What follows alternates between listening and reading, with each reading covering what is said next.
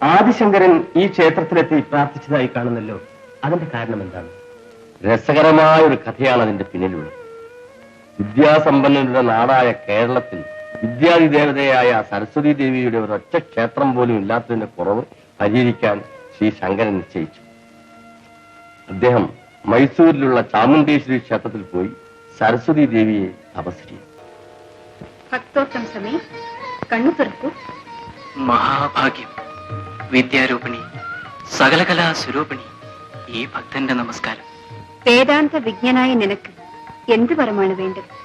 വാണിമാതേ, അവിടുത്തെ സന്നിധാനം കേരളത്തിൽ ഉണ്ടാകുന്നതിന് വേണ്ടി ഇവൻ പ്രാർത്ഥിക്കുന്നു. വിഷമമുള്ള കാര്യമാണ് നീ ആവശ്യപ്പെടുന്നത്.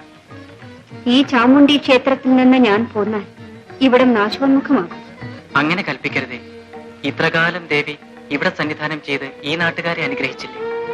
ഇനി എന്റെ നാട്ടിലേക്ക് എഴുന്നള്ളി അവിടുള്ള ഭക്തകോടികളെ അനുഗ്രഹിച്ചാൽ ദേവിയെ ദർശിക്കാനായി ഇത്ര ദൂരം വന്നെത്താൻ കഴിവില്ലാതെ എന്റെ നാട്ടുകാർ നിരാശരായി കഴിയുകയാണ്. അവർക്ക് വേണ്ടിയാണ് ഞാൻ പ്രാർത്ഥിക്കുന്നത്. ദേവി അത് നിരസിക്കരുതേ. ശരി, വരപ്രസാദം സിദ്ധിച്ച നിന്റെ ആഗ്രഹം നിറവേറ്റിത്തരാൻ ഞാൻ നിശ്ചയിച്ചു. നിന്നെ പിന്തുടർന്ന് ഞാൻ കേരളത്തിലേക്ക് വരാം. നിനക്കിഷ്ടമുള്ള സ്ഥലത്ത് പ്രതിഷ്ഠിച്ചു കൊള്ളുക. പക്ഷേ ഒരു വ്യവസ്ഥ. എന്താണ്? ഞാൻ നിന്നെ അനുഗമിക്കുമ്പോൾ ഒരു കാരണവശാലും തിരിഞ്ഞു നോക്കരുത്. നോക്കിയാൽ പിന്നെ ഞാൻ പിന്തുടരുകയില്ല. ഇല്ല, ഞാൻ തിരിഞ്ഞു നോക്കുകയില്ല. ശരി, നടന്നോളൂ.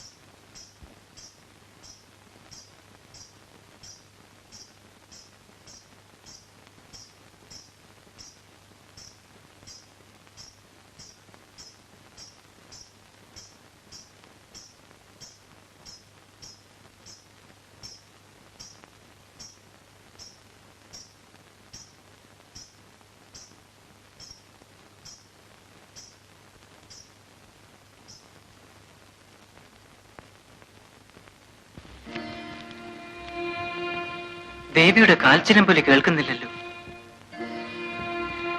തിരിഞ്ഞു നോക്കാനും വയ്യ. ദേവിയെ കൂടാതെ മുന്നോട്ടു പോകുന്നതെങ്ങനെ?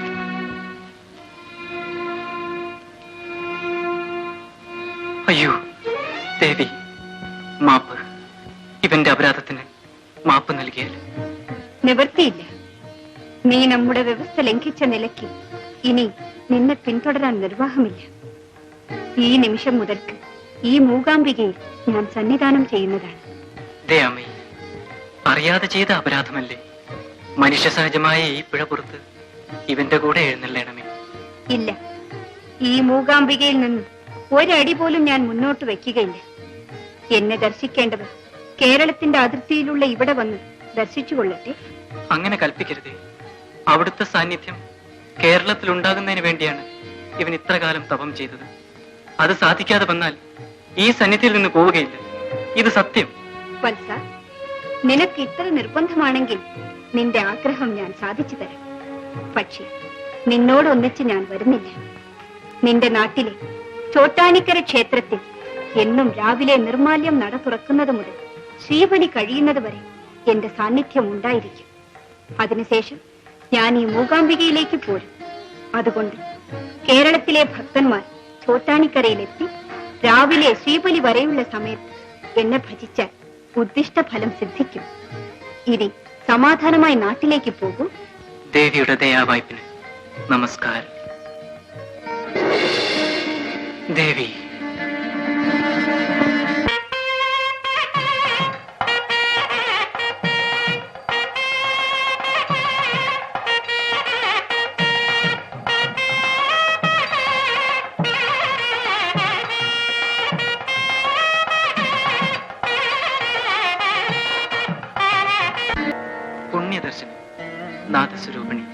ജ്ഞാനസ്വരൂപിണി, ജഗന്മോഹിനി എന്നെന്നും എന്റെ നാട്ടുകാർക്ക് അനുഗ്രഹദായിനിയായി ഈ പുണ്യക്ഷേത്രത്തിൽ സന്നിധാനം ചെയ്തരുളിയാലും.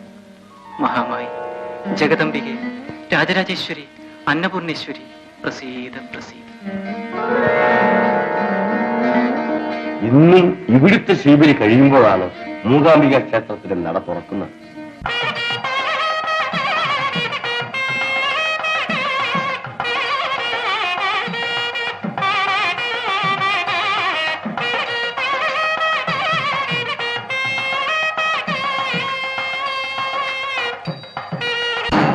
രാവിലെ കോട്ടാനിക്കര ദേവിയെ അണിയിക്കുന്ന ആട വെള്ളയാണ്.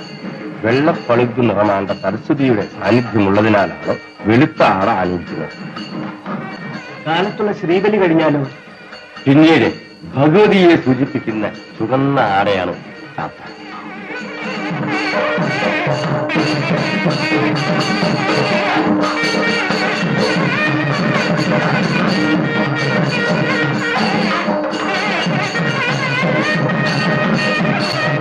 അങ്ങനെ സരസ്വതിയായും കാളിയായും ദുർഗയായും സാക്ഷാൽ രാജരാജേശ്വരിയായ ലോകമാതാവ് ഭക്തജനങ്ങൾക്ക് അഭയവും ആശ്വാസവും അരുളി ഈ സങ്കേതത്തിൽ വിരാജിക്കുന്നു.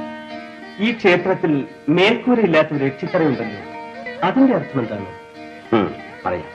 പക്ഷേ ആ കഥ കുട്ടികൾ കണ്ടു. പോയി കിടന്നോളൂ, ഉറങ്ങണ്ടേ? സമയം വളരെയായില്ല. കാലത്ത് എഴുന്നേറ്റ് നിർമ്മാല്യം തൊഴേണ്ടതല്ലേ?